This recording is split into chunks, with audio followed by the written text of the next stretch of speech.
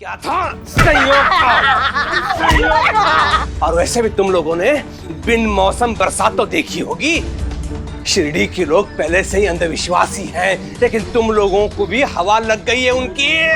यहाँ से भागो नहीं तो मार मार के खाल में भूसा भर दूंगा तुम लोगों के। भागो यहाँ से, भागो यहाँ से। साई ने कल अचानक से वो चलती धुनी देख रही आप, उसमें हाथ डाल दिया था।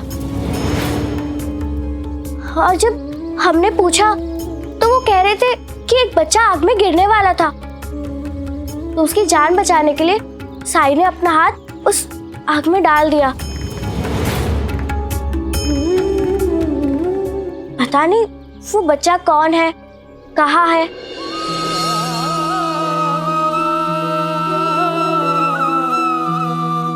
मतलब तुम सच कह रही थी शुभदा, साई ने ही हमारे बच्चे को बचाया है।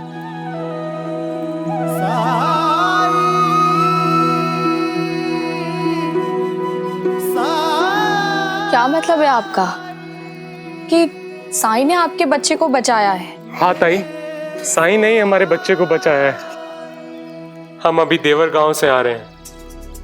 हम दोनों वहां पे एक छोटी सी दुकान चलाते हैं मिठाइयों की। और कल काम करते करते हमारा बच्चा आग में गिरने से बच गया।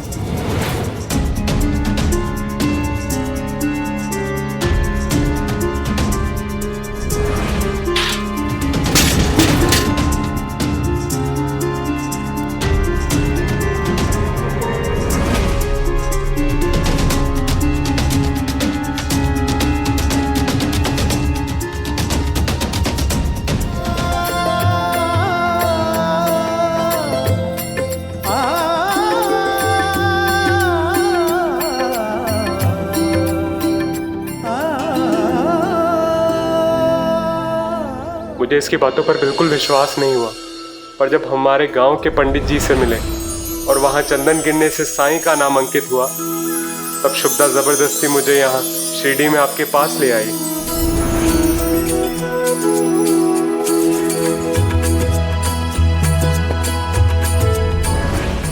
क्योंकि मैंने खुद अपनी आंखों से होते हुए देखा था,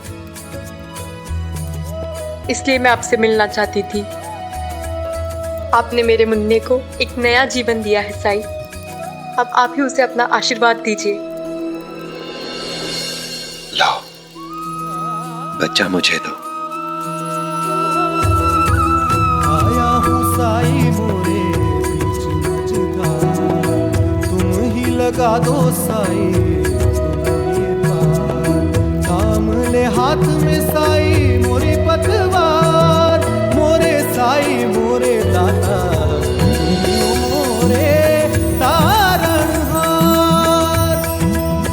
परम ज्ञान का भर दे अंजन, अलख निरंजन साई राम।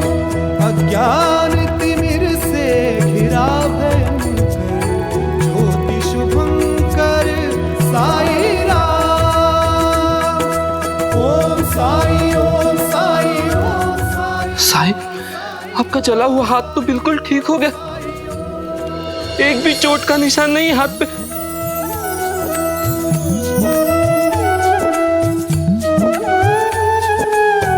मैं ना जानूं कौन है तू, राम है या रहीम है मेरे लिए तो। साई के गांव इस बच्चे के स्पर्श से ही भरने थे। तात्या, दूध मुझे दो। अनेक भी तू। ओम साई ओम साई ओम साई ओम साई ओम साई ओम साई ओम साई ओम साई ओम साई ओम साई ओम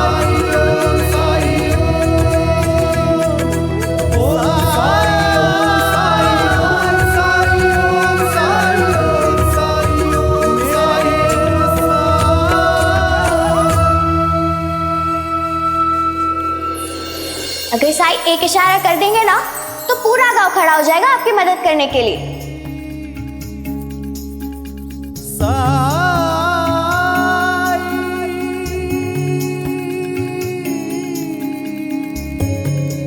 देखा आपने, मेरे साई क्या कर सकते हैं। मैंने कुछ नहीं किया है। जो कुछ भी किया है आप सबने किया है।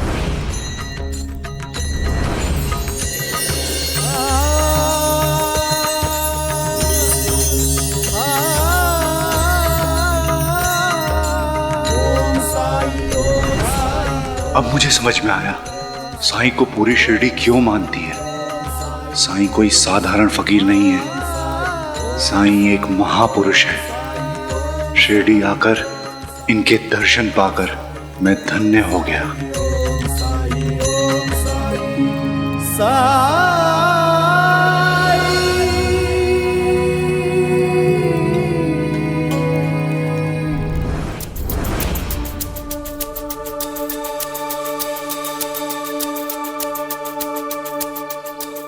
सुनिए जी, अभी भी समय है। मैं कहती हूँ कि कुलकर्णी सरकार के पास जाने की बजाय हम साईं के पास चलते हैं। साईं हमारी मदद जरूर करेंगे।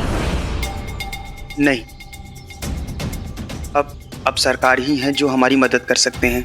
अरे वो इस गांव के मुखिया हैं और गणपत राव को रोकने का अधिकार सिर्फ और सिर्फ उन्हीं को है। ये देखो क्या लिखा है इधर। ये ठीक नहीं है हिसाब, ठीक से करो। वो दो।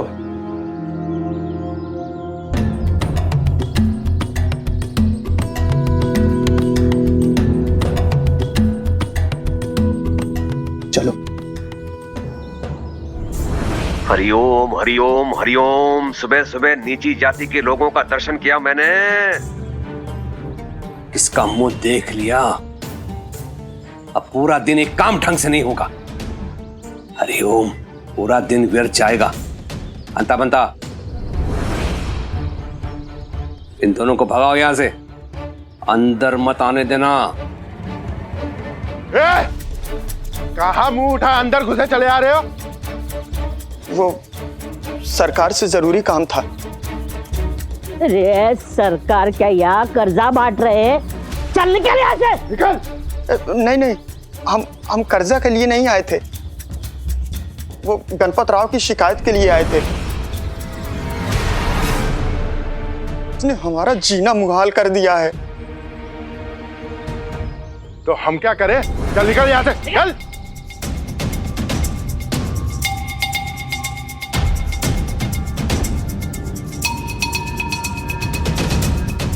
लगता है गणपत राव के खिलाफ कुछ ठोस मिलने वाला है मुझे। रुक जाओ।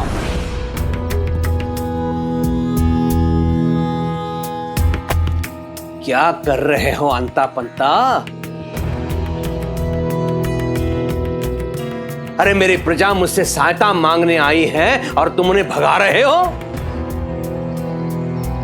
इस बात के लिए तुम दोनों को दंड मिलना चाहिए। हरिओम, आओ अंदर आओ।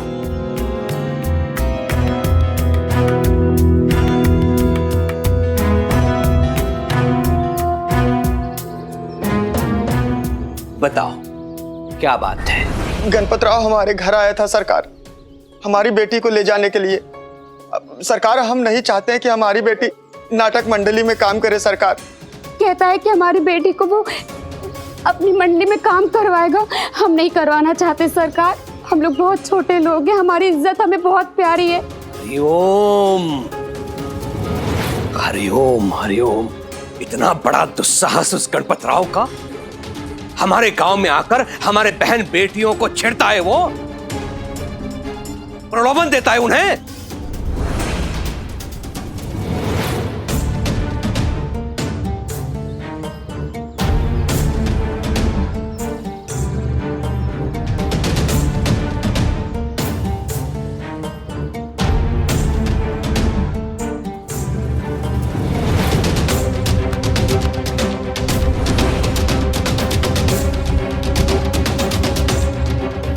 सरकार ये नीची जात वाले लोगों को हाथ क्यों लगा रहे? धीरज रखो रविदास, धीरज रखो। एक बेटी का पिता होने के नाते तुम पर क्या बीत रही होगी इसका अंदाजा है मुझे, लेकिन चिंता मत करो, कुलकर्णी सरकार तुम्हारे साथ है। अच्छा हुआ तुम मेरे पास चले आए। अब देखो मैं उस गणपत राव को कैसे पाठ पढ़ाता हूं।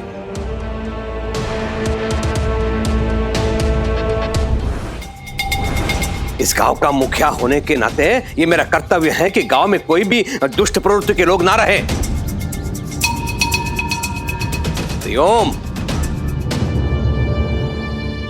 धन्यवाद सरकार, आपकी बहुत बड़ी कृपा होगी। आ जाओ, रहने दो, जाओ।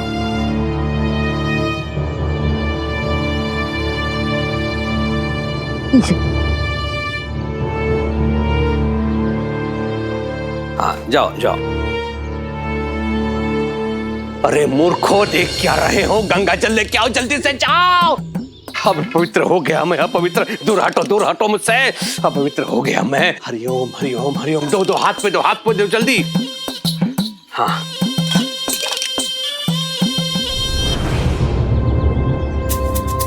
ओम अपवित्राः पवित्रो वा सर्वावस्थाः गतोऽपि वा यः स्मरेत पुंडरीकाक्षं स बाह्यान्तरा शुचि।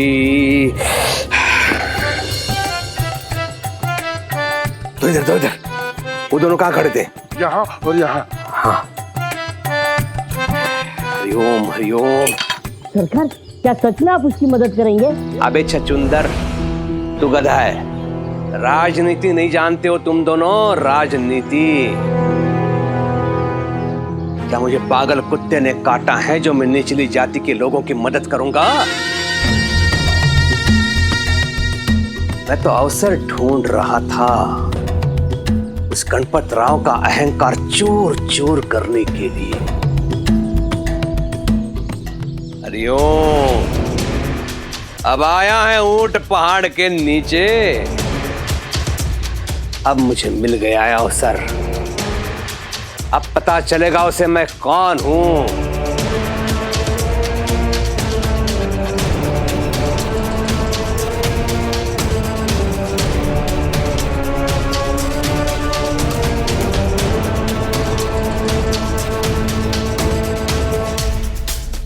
हरिओम। जी सरकार। सुनो, लठैतों की जरूरत पड़ेगी तुम लोगों को, लेके जाओ। जी सरकार। जी सरकार। हरिओम हरिओम। पिताजी तो नीचता पर उतर आए हैं। मैं गणपत राव जी जैसे कलाकार के साथ पिताजी को कोई अनर्थ नहीं करने दूंगा, और इस काम में केवल साईं ही मदद कर सकते हैं। मुझे उनके पास जाना चाहिए।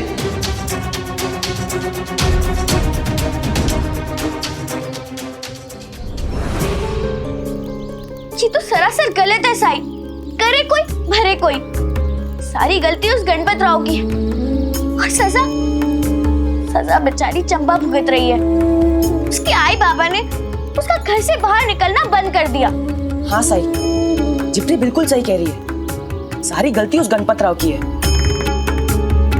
जब एक बार चंपा के माता पिता ने मना कर दिया था, तो क्या जरूरत थी उसका पीछा करने की? क्या जरूरत थी उसे बहलाने फुसलाने की?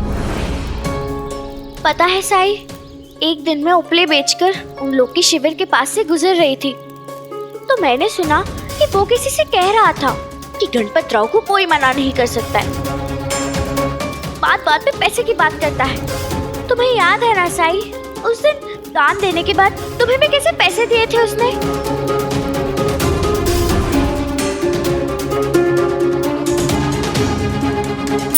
जरूरत के वक्त काम आएगा।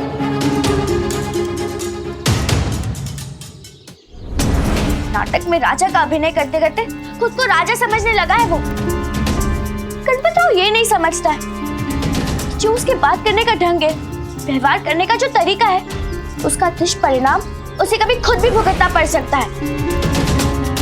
मेरे हिसाब से उसे आज तक ऐसा कोई नहीं मिला जो उस पर बीस पड़े। उसका पाला आज तक गरीब, लाचार, चंपा जैसे परिवारों से ही पड़ा है जो उसका कुछ बिगाड़ नहीं सकते।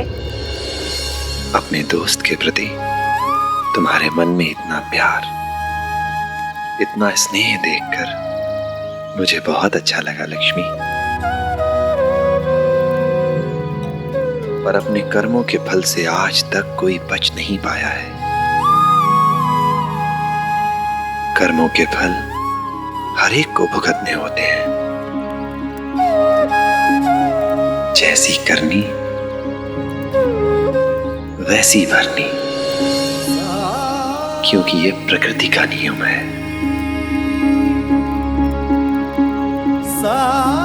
अल्लाह मालिक।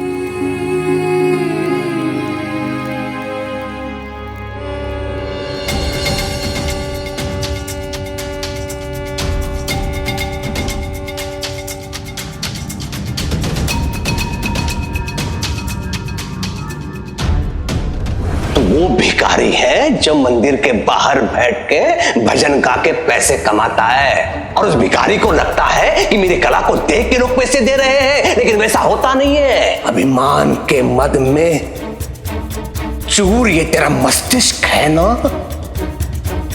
उसे मैं अपने पैरों में देखना चाहता हूं। उसे क्षयरोग है, अगर वो यहाँ रहता तो हम सबको क्षयरोग हो जाता। फिर नाटक कैसे करते? ऊपर से कुलकर्णी सरकार का आदेश भी था। अब मैं इतनी जल्दी नई दमयंती को कहां से लाऊं? अब सब जा सकते हैं।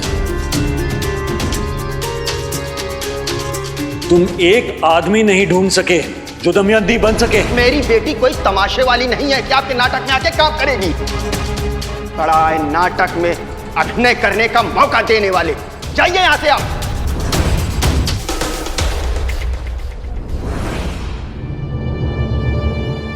राव साहब, आपकी तबीयत तो ठीक है ना? हाँ हाँ, आज मैं अकेले रियाज करूंगा। जाओ, मैंने कहा ना।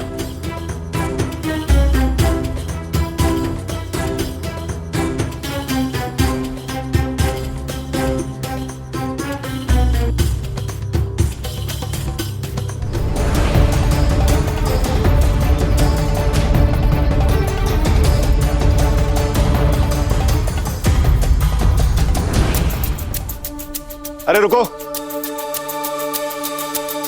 कहां जा रहे हो? वो भी बिना रियाज करे? आए तो उसी के लिए थे, लेकिन राव साहब ने हमें वापस भेज दिया और कहा कि आज वो अकेले रियाज करेंगे।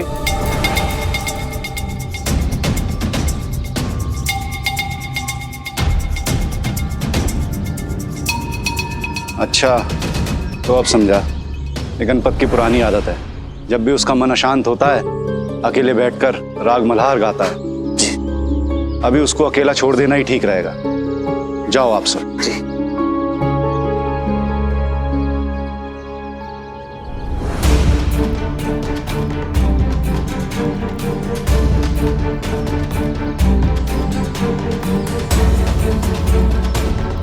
बाहर निकालो, बाहर निकालो गणपतराव को। निकालो बाहर, बाहर निकालो गणपतराव को। कहाँ है वो? ए गणपतराव बाहर आ। ए गणपतराव बाहर आ। अरे गणपतराव कहाँ है? गणपतराव को बाहर।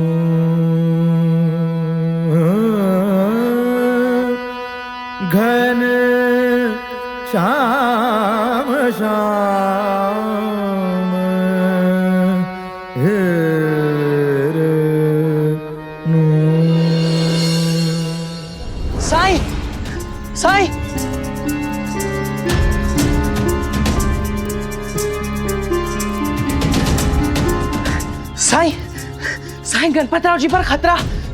वो पिताजी। केशव पहले आराम से सांस ले लो, फिर बोलना। वो पिताजी ने अंधा पंथा जी को कुछ लठैतों के साथ भेजा है गणपतराव जी को सबक सिखाने के लिए। वो लोग जाकर गणपतराव जी के शिविर में आग लगाने वाले हैं।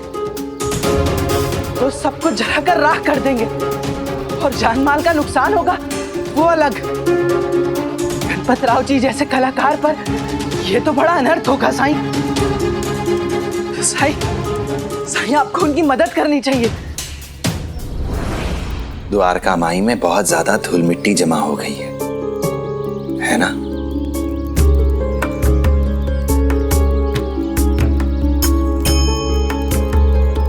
हाँ साईं, लेकिन आप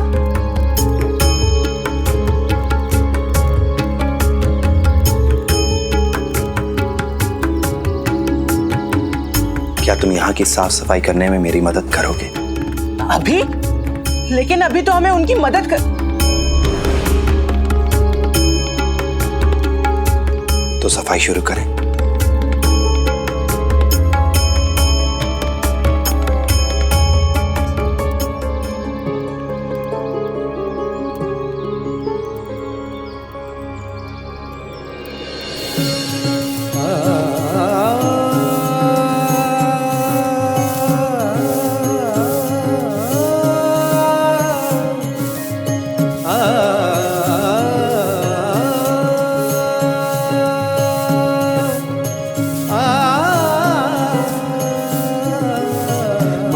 साई के क्या है कौन जान पाए। ओम साई ओम साई। निकालो बाहर निकालो उसे। बाहर निकालो उसे। बाहर निकालो उसको। बाहर निकालो। चुप के बैठा है गणपतराव। निकालो उसको। पता नहीं गणपतराव ने कौन सा नया कांड कर दिया। अब आप लोग शांत हो जाइए। राव साहब अभी रियाज कर रहे हैं, उसके बाद आप लोग। भाड़ में गया तुम्हारा राव साहब और उसका रियाज। तुम लोग यहाँ पे नाटक करने आए हो या गांव के लड़की को बहलाने या फुसलाने? बोलो। बाहर निकालो उसे। निकालो उसे बाहर। कृपया शांत हो जाइए। जैसा आप लोग समझ रहे हैं वैसा नहीं है। मैं पूरी बात विस्तार से समझाता हूँ। अरे कुछ नहीं सुनना चाहते हम। चुपचाप गणपतराव को बाहर निकालो, वरना तुम्हारा ये जो सारा तामझाम है ना उसमें आग लगा देंगे। आग फिर ना रहेगा बांस ना बजेगी बांसुरी। आग लगा देंगे। देखिए गणपतराव से जो भी गलती हुई है उसके लिए मैं उनकी तरफ से माफी मांगता हूँ। माफी कुछ नहीं। गणपतराव ने जो किया है ना उसकी हड्डी पसली एक करने आए हैं हम। देख क्या रहे हो? जाओ उसे बाहर निकालो। रुकिए।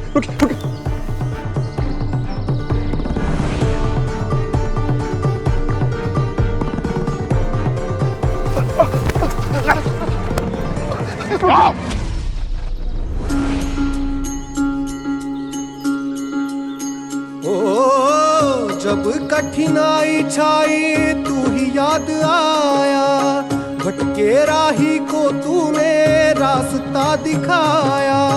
तूने भक्तों का बेड़ा पार लगाया।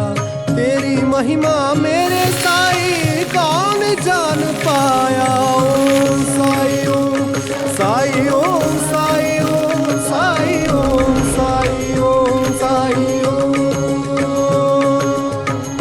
पंडाल के अंदर से धूल भरी आंधी कैसे आ रही है? क्या हो रहा है? कुछ तो हो रहा है, कुछ समझ में नहीं। आंखों में जा रहा है।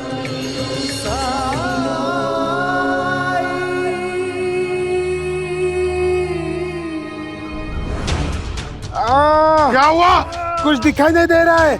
अचानक से आंखों में धूल चली गई है। अरे जाओ अंदर जाओ।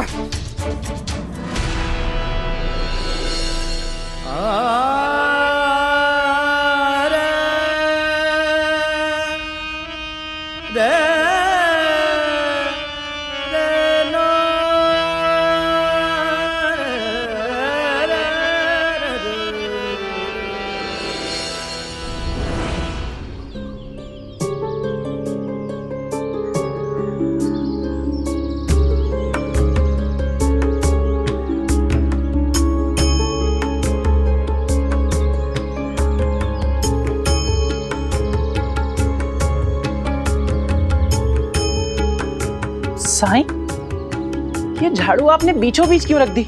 अगर कोई भी आएगा तो उलझ कर गिर जाएगा। मैं इसे हटा देता हूँ।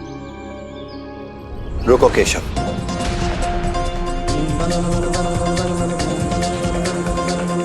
अभी इसे यहीं रहने दो।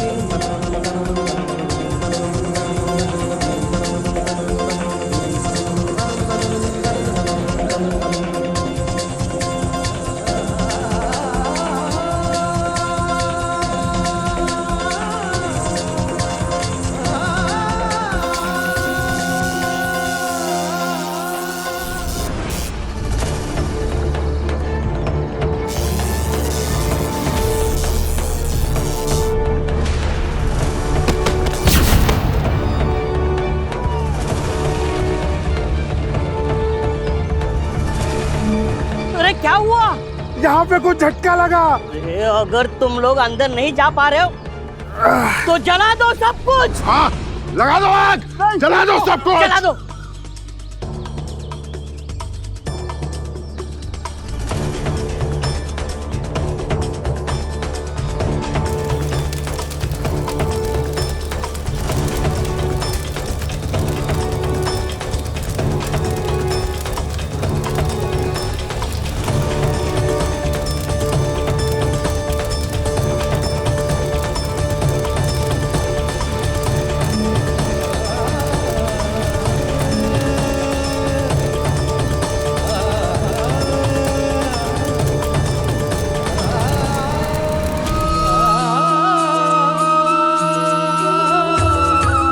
आया हूँ साई मोरे बीच मझधार, तुम ही लगा दो साई तुम ही पार। थाम ले हाथ में साई मोरे पतवार, मोरे साई मोरे दाता तुम ही हो मोरे तारणहार।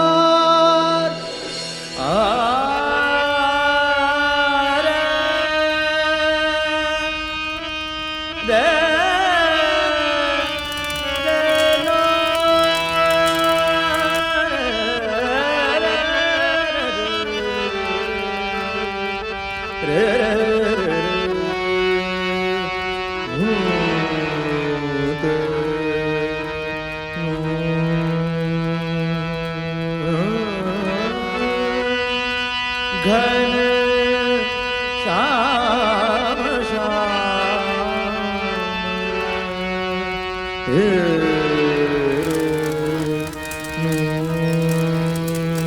परम ज्ञान का भर दे अंजन, अलख निरंजन साई राम। घन श्याम श्याम है गगन में, घन श्याम श्याम है गगन में, घन श्याम श्याम है गगन में, घन श्याम है छाए मन में, घन श्याम है छाए मन में, घन श्याम श्याम है गगन में। अज्ञान तिमिर से घिरा भयंकर, ज्योति शुभंकर साई राम।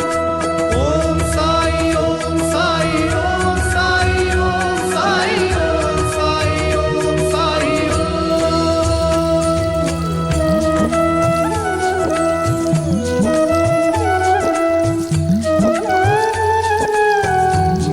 ना जानू कौन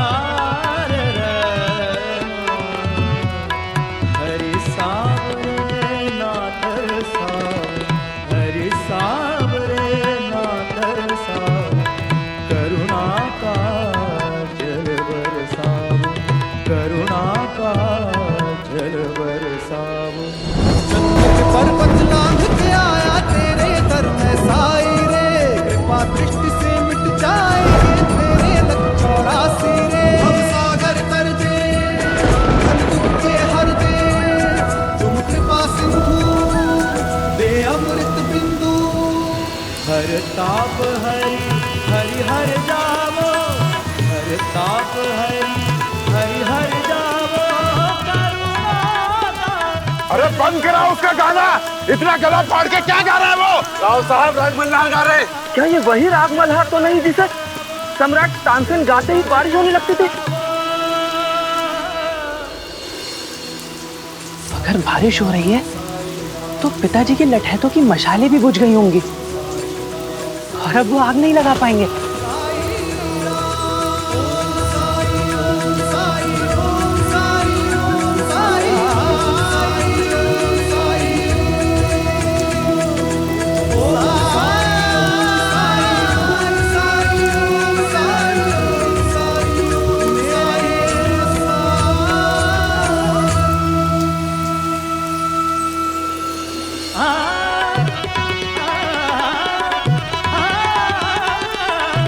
हाँ, ये वही राग है। इसका मतलब ये कोई साधारण गायक नहीं है।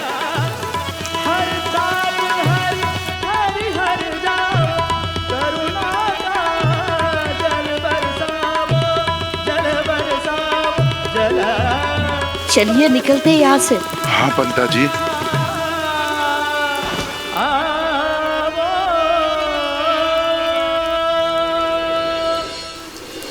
साईं, ये धूल, ये पानी, वो झाड़ू, मतलब आपने यहीं से गणपतराव जी की मदद की है ना साईं?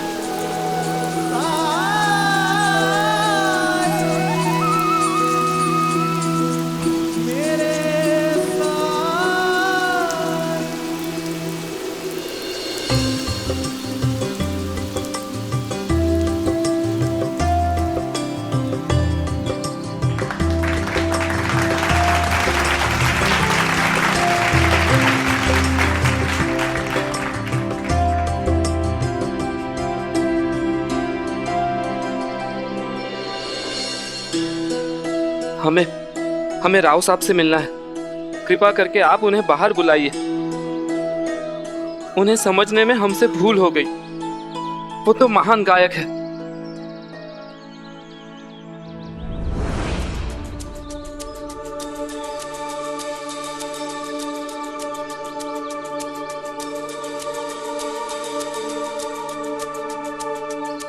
लाल पंत, ये सब क्या हो रहा है?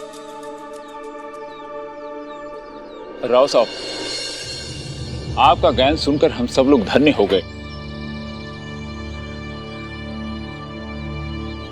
राव साहब, मैं बहुत शर्मिंदा हूं। मुझे आपसे इस तरह से बात नहीं करनी चाहिए थी। मुझे माफ कर दीजिए। मुझे नहीं पता था कि आपके कंठ में मां सरस्वती का आवास है।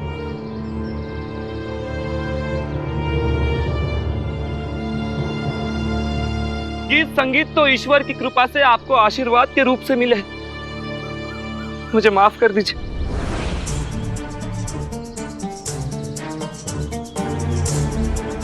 इन सबको मेरा गाना पसंद तो आना ही था। ये तो रियाज था। जब मैं दर्शकों के सामने गाता हूं, उस समय तुम लोगों को मुझे सुनना चाहिए। रियाज से ही बारिश कर दी। अगली बार क्या होगा ये देखने के लिए सब्र नहीं है हमारे पास। हाँ, सुना?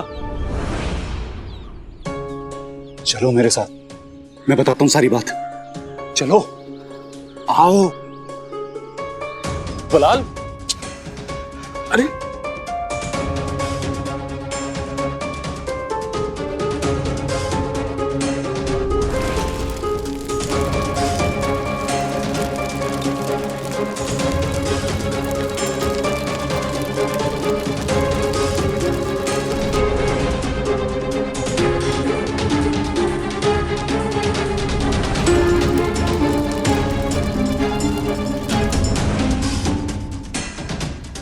चंपा के पिताजी ने शिकायत की थी। वो तो शुक्र है कि ऐन मौके पे बारिश हो गई, नहीं तो सब जल के खाक हो जाता। और जानते हो इन गांव वालों को क्या लगता है? तुम्हारे मल्हार राग गाने से बारिश पड़ी है। मेरे गाने से बारिश हुई? तानसेन की गायकी से बारिश होती थी और भगवान जाने वो भी सच है या फिर कोई अफसाना। भगवान के लिए अपना मुंह बंद रखो। जिस गलतफहमी में ये गांव वाले हैं, इन्हें उसी में रहने दो। कम से कम इस चक्कर में हमारा कोई जान माल का नुकसान तो नहीं होगा। मैं तो चकित पे चकित हूँ यहाँ के लोगों से। विश्वास भी नहीं हो रहा कि कोई मेरे प्रस्ताव से इतना नाराज हो सके कि जाके मेरी शिकायत कर ले। चंपा का पिता कहाँ है? मैं जाके बात करता हूँ उनसे।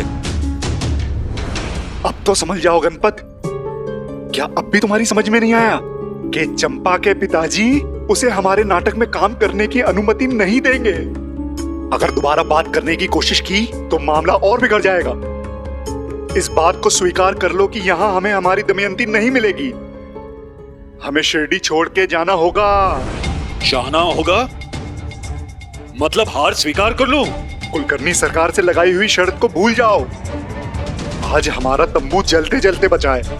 ये तो एक चमत्कार हुआ जिसके कारण हम सब सलामत हैं। लेकिन अब हम और जोखिम नहीं उठा सकते। गणपत, इस बात को जितना जल्दी स्वीकार कर लोगे उतना ही हम सब के लिए ठीक रहेगा।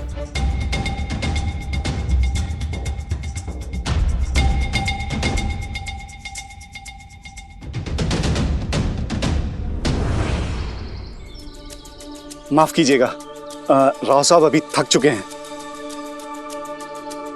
वो आप सबसे बाद में मिलेंगे।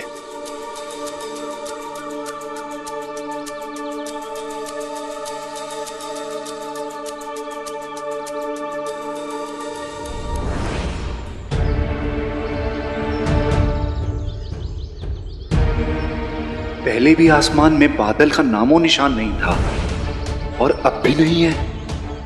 मुझे तो ऐसा लगता है जैसे बारिश केवल हमारी आग बुझाने के लिए आई थी।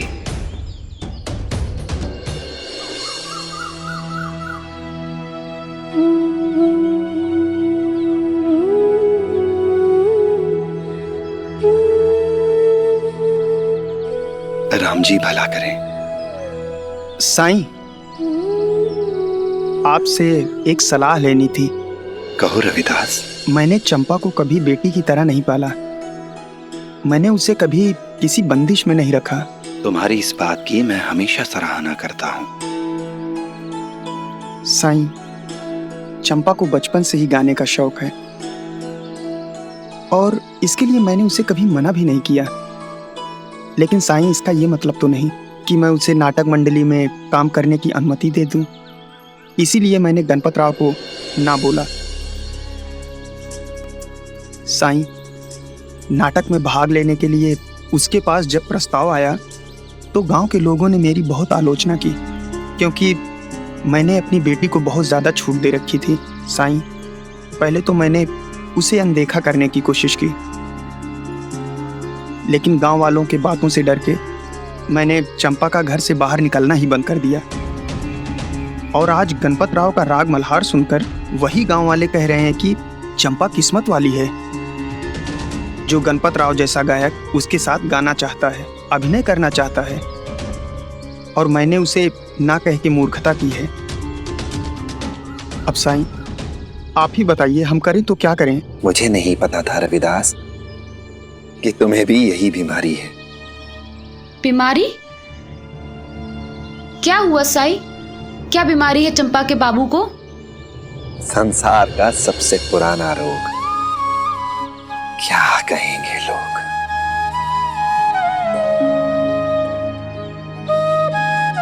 जानते हो रविदास, जब कोई चीज लोगों की समझ में नहीं आती, उनके पल्ले नहीं पड़ती, तो वो कहने लगते हैं कि वो गलत है, ठीक नहीं है।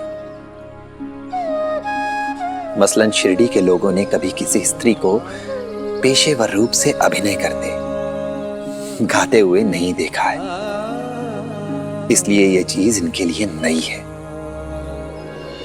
और संसार में बहुत से लोग ऐसे हैं जो कोई भी परिवर्तन होते हुए देखना ही नहीं चाहते, कुछ भी नया स्वीकार नहीं कर सकते वो। और जब संसार में कुछ नया होता है जिसे वो समझ नहीं पाते, तो पहला विचार जो उनके मन में आता है वो ये है कि ये गलत है, ठीक नहीं है।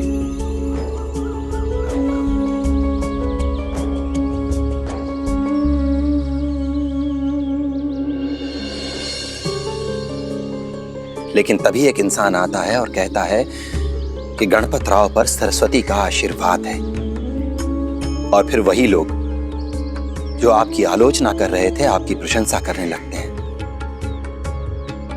क्योंकि जिस किसी के साथ भी भगवान का नाम जोड़ दिया जाए लोग स्वतः ही उसका अनुसरण करने लगते हैं। जानते हो इसका मतलब क्या है?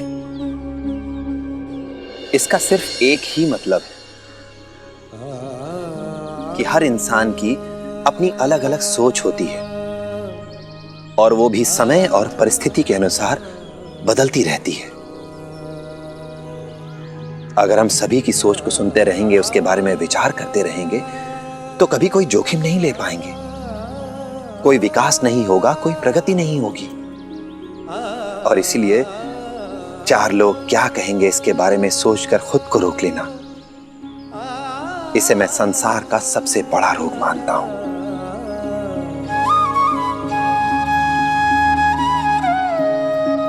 संसार क्या कहेगा, समाज क्या कहेगा, इसके बारे में सोचने से पहले तुम्हें यह सोचना चाहिए कि तुम्हारे परिवार के हित में क्या है, तुम्हारे परिवार की भलाई किसमें है।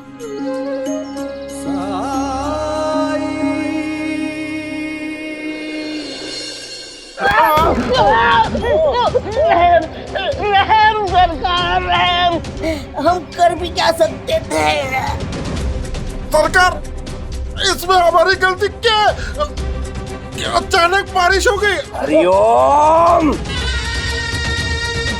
बारिश से मशाले बुझ गई ये मैं समझ सकता हूँ, लेकिन तुम दोनों के हाथ क्या गल गए थे पानी से, उसे पीट नहीं सकते थे तुम दोनों?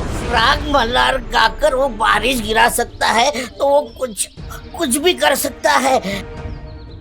दोनों पर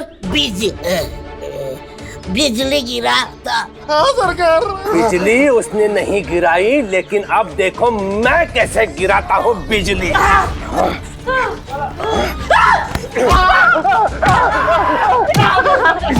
बिजली वो संयोग था। क्या था? संयोग था। और वैसे भी तुम लोगों ने बिन मौसम बरसात तो देखी होगी।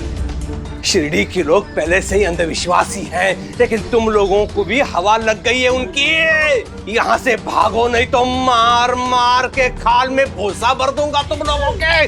भागो यहाँ से, भागो यहाँ से।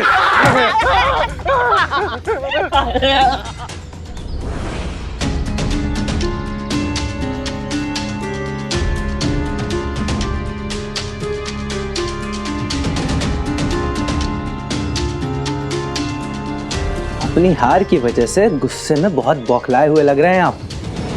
गणपत राव जी के शिविर में आग तो नहीं लगा पाए, लेकिन हाँ, आपके अरमान जरूर बुझ गए।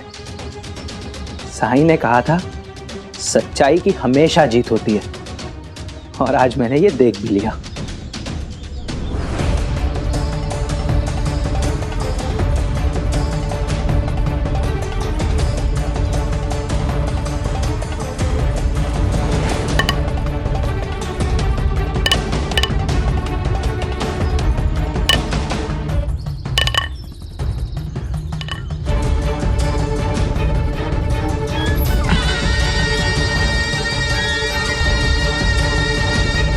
लोग क्या कहेंगे इसे सोचकर खुद को रोक लेने को मैं सबसे बड़ा रोग मानता हूं। संसार क्या कहेगा, समाज क्या कहेगा, इसके बारे में सोचने से पहले तुम्हें यह सोचना चाहिए कि तुम्हारे परिवार के हित में क्या है, तुम्हारे परिवार की भलाई किसमें है। लेकिन साईं, रहना तो हमें इसी समाज में है ना? हाँ ठीक है, लेकिन तुम्हें समाज प्यारा है या अपनी बेटी? चंपा अब बच्ची नहीं रही, वो बड़ी हो गई है, उसकी भी अपनी इच्छाएं होंगी, पर तुम्हें समाज की फिक्र है, बेटी की नहीं।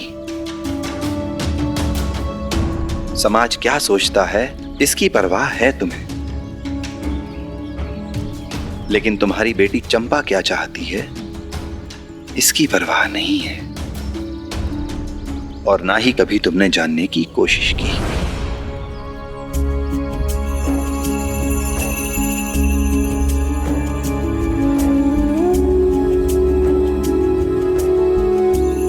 चंपा कहाँ है? चंपा,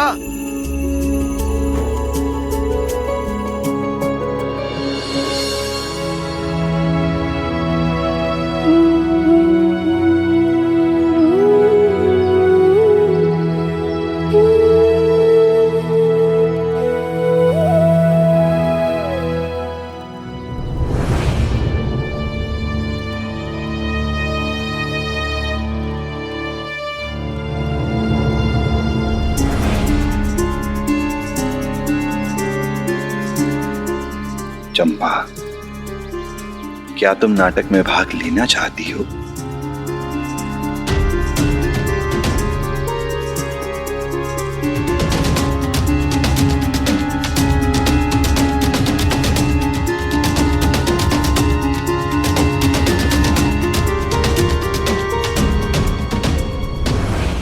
थोड़ी देर के लिए भूल जाओ कि तुम्हारे आई बाबा यहां हैं।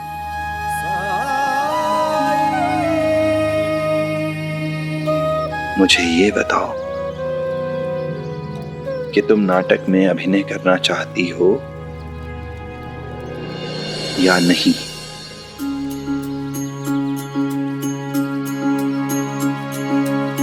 जब जीवन में दुख का अंधियारा छाए, मन में सदा श्रद्धा की जोत जलाए, विश्वास मन का तुझको पार लगाए, भक्ति भावना श्रद्धा से जो शीश झुकाए।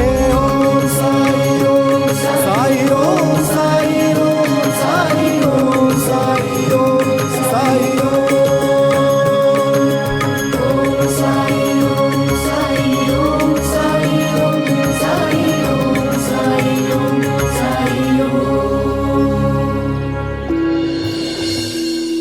जी साई, गाने में मुझे बहुत सुकून मिलता है। नाटक में कितने सारे गाने थे। मैंने सुना है कि हर नाटक में नए नए गाने होते हैं, जिसका मतलब ये कि मुझे बहुत सारे गाने सीखने को मिलेंगे। वो राग मल्हार जिसके बारे में सब चर्चा कर रहे थे, मैं वो गाना चाहती हूँ।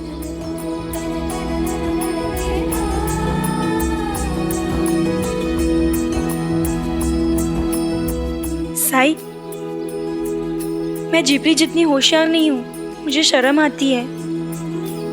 पर एक समय ऐसा होता है कि मुझ में बहुत आत्मविश्वास आता है, और वो तब होता है जब मैं गाना गाती हूँ।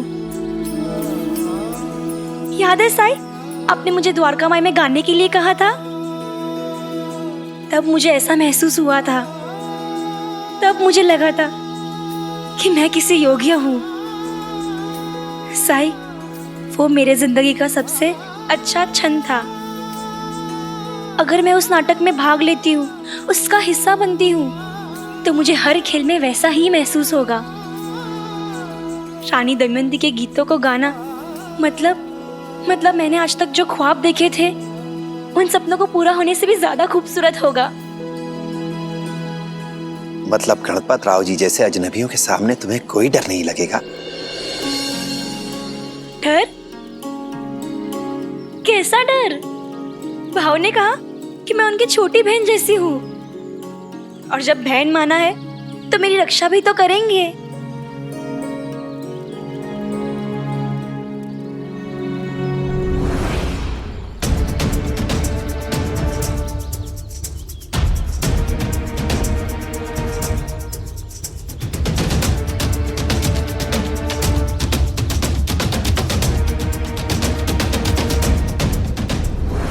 आई बाबा, मेरे लिए आपकी खुशी सबसे ज्यादा जरूरी है, क्योंकि मैं जानती हूँ कि आप सिर्फ मेरे हित के बारे में सोचेंगे।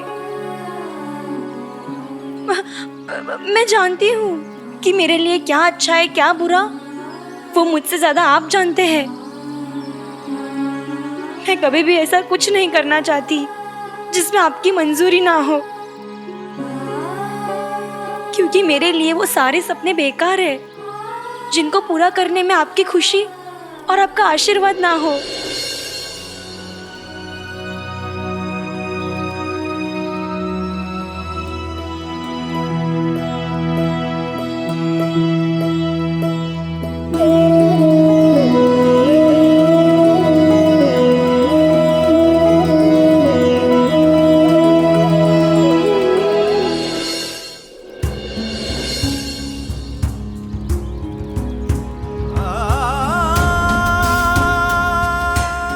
बेटी, गीत संगीत और नाटक के प्रति तुम्हारा इतना रुझान था, लेकिन तुमने मुझसे एक बार भी नहीं कहा, इसलिए कि कहीं हमें बुरा ना लगे। तुम्हें हमारी इतनी फिक्र है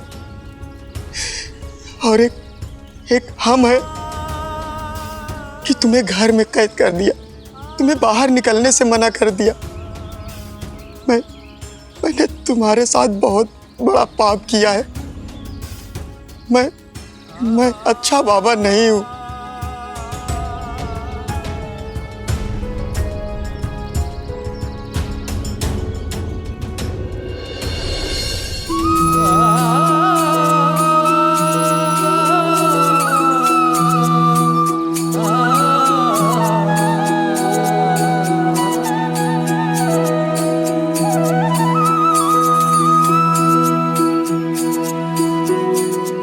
बाबा, ऐसा मत बोलिए। आप दुनिया के सबसे अच्छे बाबा हैं। नहीं, मैं अच्छा बाबा नहीं था, लेकिन मैं अब अच्छा बाबा बनना चाहता हूँ। मैं गणपत राव से खुद बात करूंगा।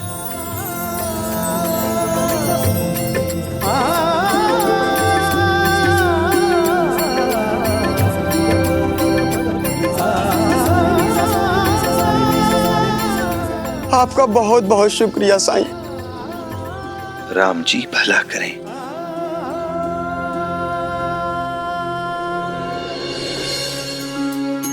ओ सुख दुख आने जाने हैं और साए, बाबुराए मनवा तेरा लज न जाए।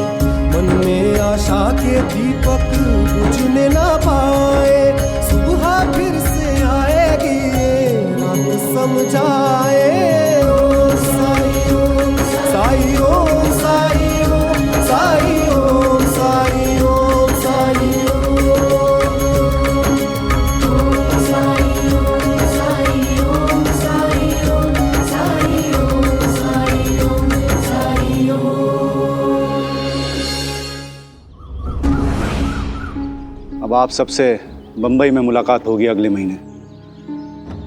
जब तक शायद रानी दमयंती की भूमिका के लिए कोई नया कलाकार मिल जाए हमें। वैसे अगर आप लोगों की नज़र में कोई हो तो उसे साथ बंबई ज़रूर ले आइएगा। चलिए, राम राम। प्रबंधक जी, क्या हम सच में यहाँ से जा रहे हैं?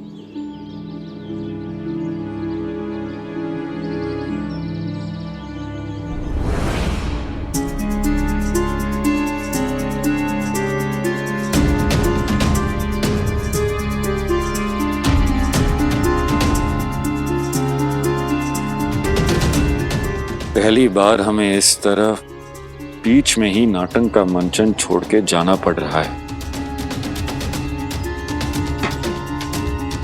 वो भी उस कुलकर्णी की वजह से। गणपत, तुम परेशान मत हो, हमें हमारी रानी दमयंती शहर में मिल जाएगी। हम वापस आएंगे यहाँ और फिर देखना तुम्हारा नाटक कैसा चलेगा। आएंगे, जरूर आएंगे।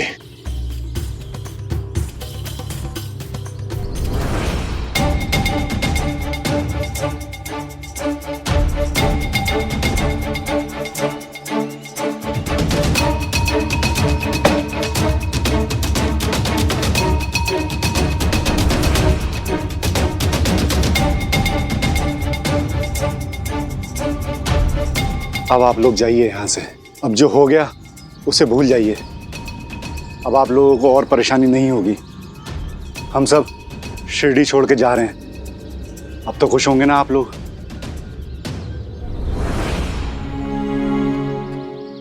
आप हमें गलत समझ रहे हैं। हम तो यहाँ इसलिए आए हैं कि हम राजी हैं। चंपा आपके नाटक में काम करेगी।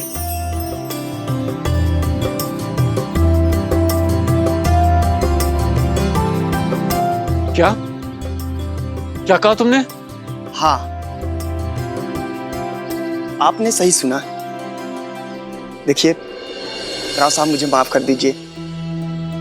मैंने आपके साथ जो भी किया है वो मुझे नहीं करना चाहिए था। उसके लिए मैं बहुत शर्मिंदा हूं। अरे माफी मांग के तो आप मुझे शर्मिंदा कर रहे हैं। गिला शिकवा मेरे तरफ से बिल्कुल भी नहीं है। अरे मुझे तो बहुत खुशी हो रही है कि आप लोगों ने चंपा को हमारी नाटक में काम करने की अनुमति दे दी है। राव साहब, बेटी है इसलिए हमसे दूर रहेगी तो उसकी सुरक्षा के लिए जरा। आप बिल्कुल बेफिक्र रहिए। अगर आप लोगों को कोई आपत्ति ना हो तो आप लोग यहाँ हमारे साथ भी रह सकते हैं।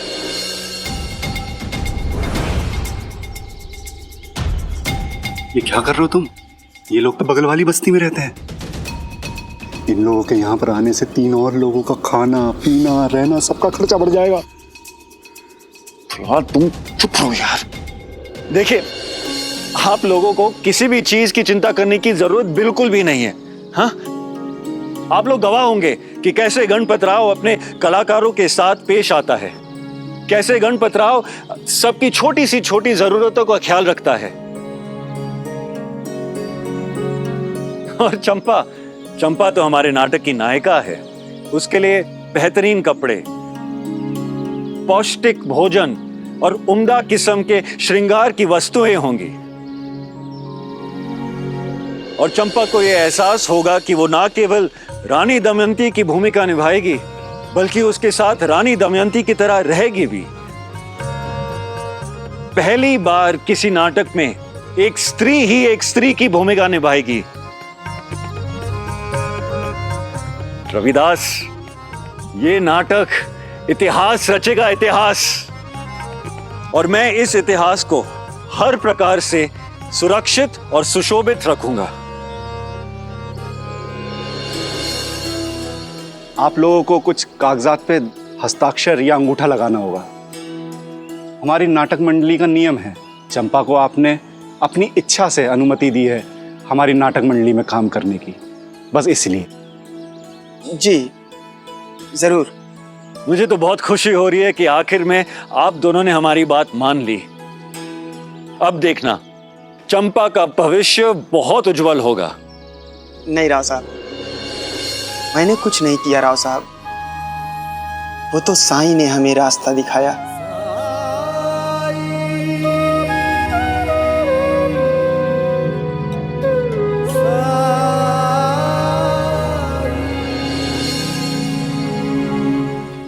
आइए, चलिए मेरे साथ, चलिए। आइए गोपी, कुछ मीठा लेके आओ। आइए ना, आइए।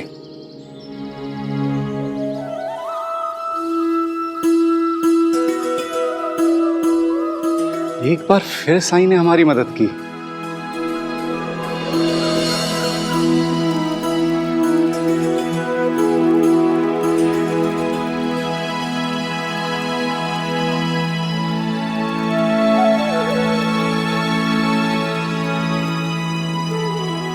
साईं ध्यान में बैठे हैं, उनका ध्यान भंग करना उचित नहीं होगा। बिना मिले जा रहे हो बल्लाल?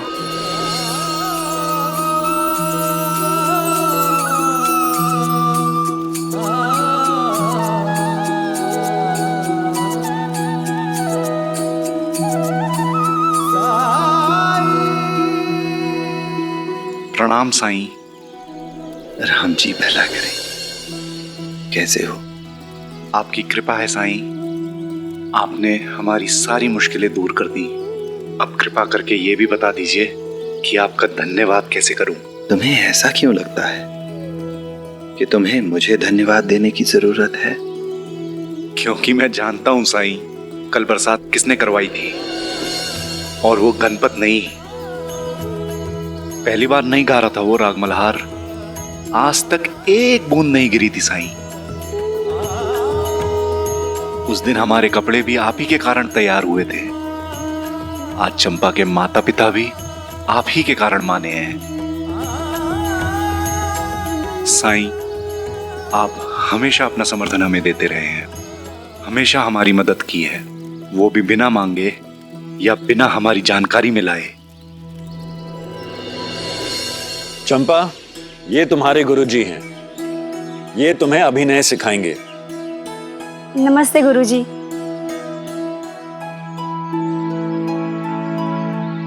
पैर छुओ मेरे, मैं तुम्हारा गुरु हूं।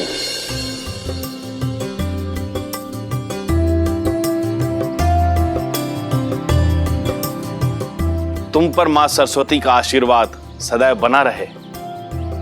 चंपा, मैं तुम्हें सब कुछ से बचा सकता हूं, पर गुरुजी के डांट से नहीं बचा सकता। चलो अभ्यास शुरू करते हैं। प्रिय, मुझे अपने तकलीफ की फिक्र नहीं, फिक्र है तो उस कष्ट की जो तुम्हें मेरे कारण भोगना पड़ रहा है।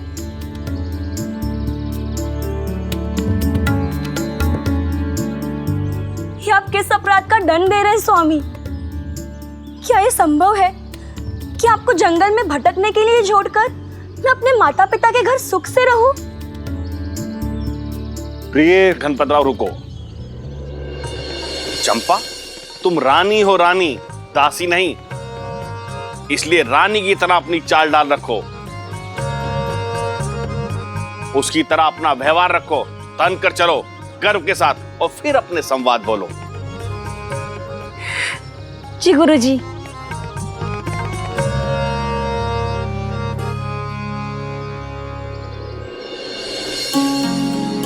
रुकिए जी।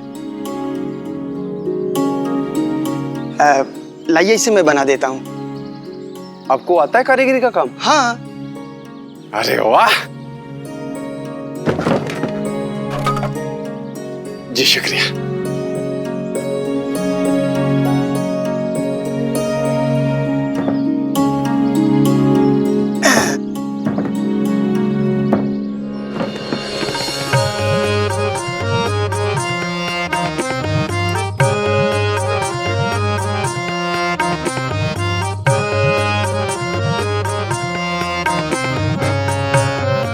प्रिय,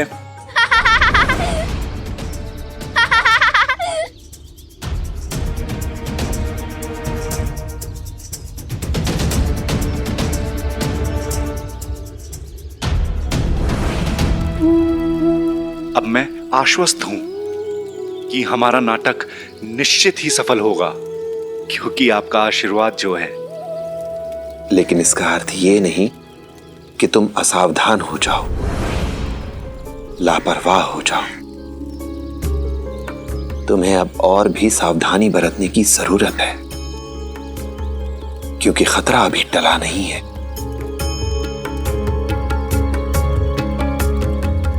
तुम्हें गणपत राव के खर्चों पर नियंत्रण करना होगा, उसके खर्चों पर लगाम लगानी होगी, और इसके लिए अगर तुम्हें गणपत की लगाम खींचनी पड़े तो भी संकोच मत करना। उसका प्रबंधक होने के नाते ये तुम्हारा फर्ज है, आखिर वो तुम्हारा बचपन का दोस्त है। अगर तुम उसे नहीं संभालोगे तो और कौन संभालेगा? ये बात आप कैसे जानते हैं साईं कि गणपत और मैं बचपन के दोस्त हैं? ये बात तो इस गांव में कोई नहीं जानता। वैसे पैसों के बारे में जो आपने कहा वो बिल्कुल सच है। माना गणपत एक बेहद ही प्रतिभाशाली कलाकार है, लेकिन पैसों के मामले में बिल्कुल अनाड़ी है। लेकिन ये सब आप कैसे जानते हैं साईं?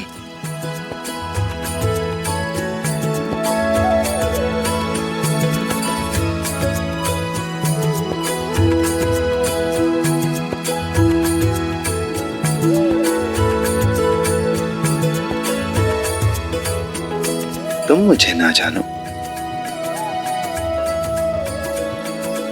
पर मैं तो सबको जानता हूं।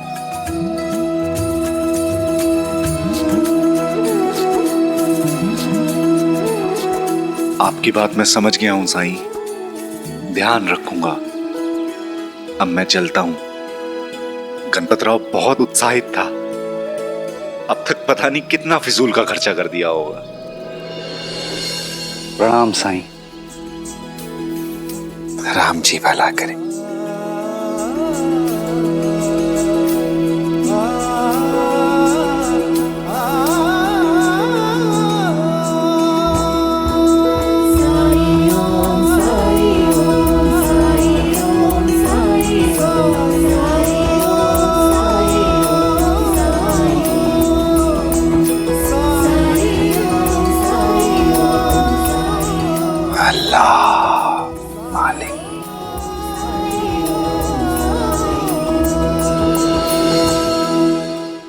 ऐसे और भी मज़ेदार वीडियो के लिए हमारे चैनल को लाइक, शेयर और सब्सक्राइब करें।